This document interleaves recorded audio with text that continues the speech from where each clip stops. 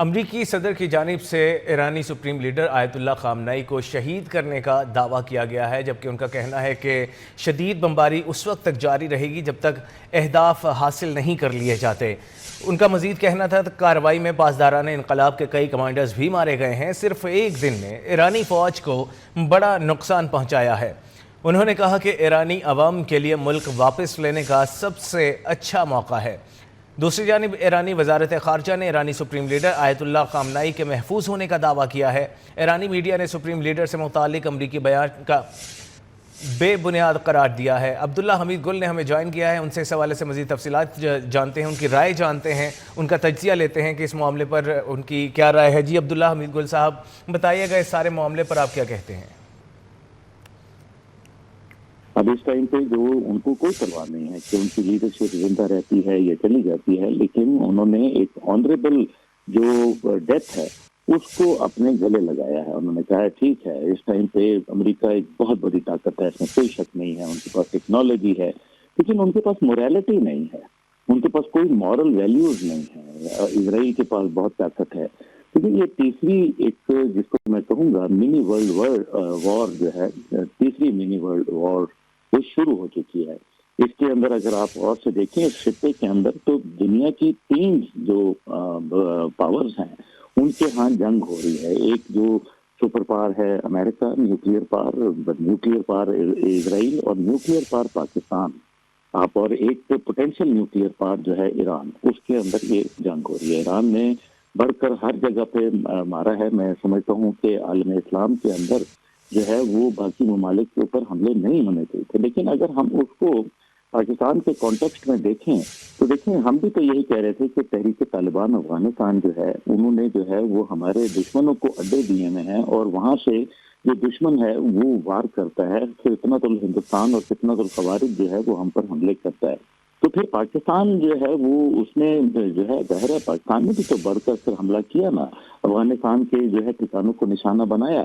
تو آج اگر امریکی اڈوں کو نشانہ بنایا جا رہا ہے تو یہ کوئی کسی ملک کے اوپر حملہ نہیں کیا جا رہا، بلکہ ان اڈوں کو نشانہ بنایا جا رہا ہے جہاں سے میزائل جو ہے وہ ایران کے اوپر داغے جا رہے ہیں۔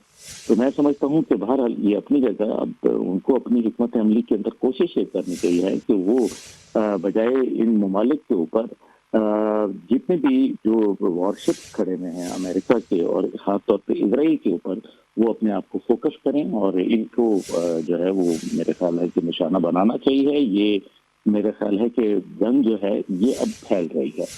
ایک آپ دیکھ لیجئے کہ تقریباً 9 ممالک کے اندر پھیل چکی ہے۔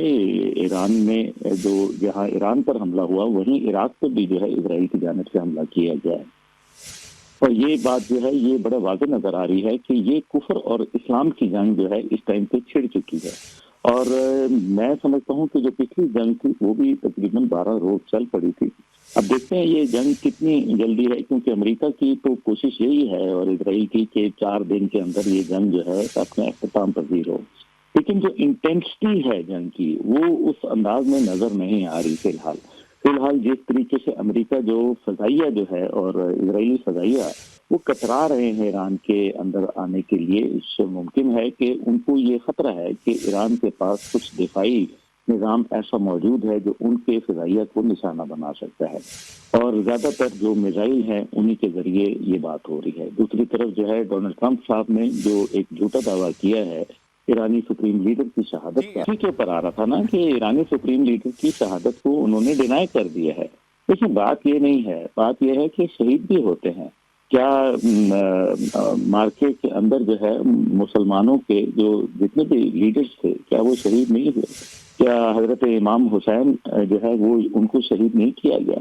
تو پھر کیا وہ قافلہ حسینی رک گیا؟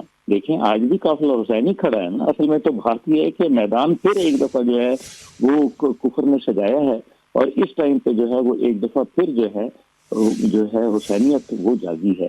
اب یہ جو لوگوں کی اگر دیکھیں ماضی میں ہم نے جو 12 روزہ جنگ دیکھی اس کے اندر ہم نے دیکھا کہ لوگوں کو کہا گیا کہ جی یہ ہو جائے گا وہ ہو جائے گا، کئی ان کی جو لیڈرشپ تھی جو ہے وہ جامع شہادت نوش کی ایران کی، اس میں کوئی شک و شبہ نہیں ہے، لیکن انہوں نے اعلان کیا، یعنی کہ جس میں کوئی اگر شہید ہوا تو انہوں نے ایران نے اس بات کو تسلیم کیا۔ تو اگر ایسا کوئی واقعہ ہوتا تو ایران کہہ سکتا تھا کہ ہاں جی انہوں نے جامع شہادت نوش کر لی ہے. تو کیا ہو گیا؟ دیکھیں نا، انہوں نے اپنے نائبین جو ہے وہ آلریڈی ان کو نیکسٹ آف کن جو ہے وہ ڈکلیئر کیے ہوئے ہیں، اور ساتھ ہی ساتھ جو ہے میرا خیال ہے کہ کسی کے جانے سے ایک قوم کا جذبہ اور مشن جو ہے وہ ختم نہیں ہو جایا کرتا. آپ صلی اللہ علیہ وسلم آج دنیا سے پردہ فرمائے ہوئے ہیں، لیکن کیا آپ صلی اللہ علیہ وسلم کا مشن جو ہے وہ جاری و ساری ہے یا نہیں ہے؟ تو ہے نا، پھر اس کا مطلب ہے. تو اگر یہ جاری و ساری ہے تو پھر اس سے تو واضح نظر آ رہا ہے کہ کسی کے بھی جانے سے جو ہے وہ فرق نہیں پڑے گا. ہاں یہ ضرور ہے کہ میرے خیال جی میں بہت وقتی طور شکریہ پہ جو ہے عبداللہ حمید گل صاحب، آپ اپنی قیمتی رائے سے آگاہ کر رہے تھے.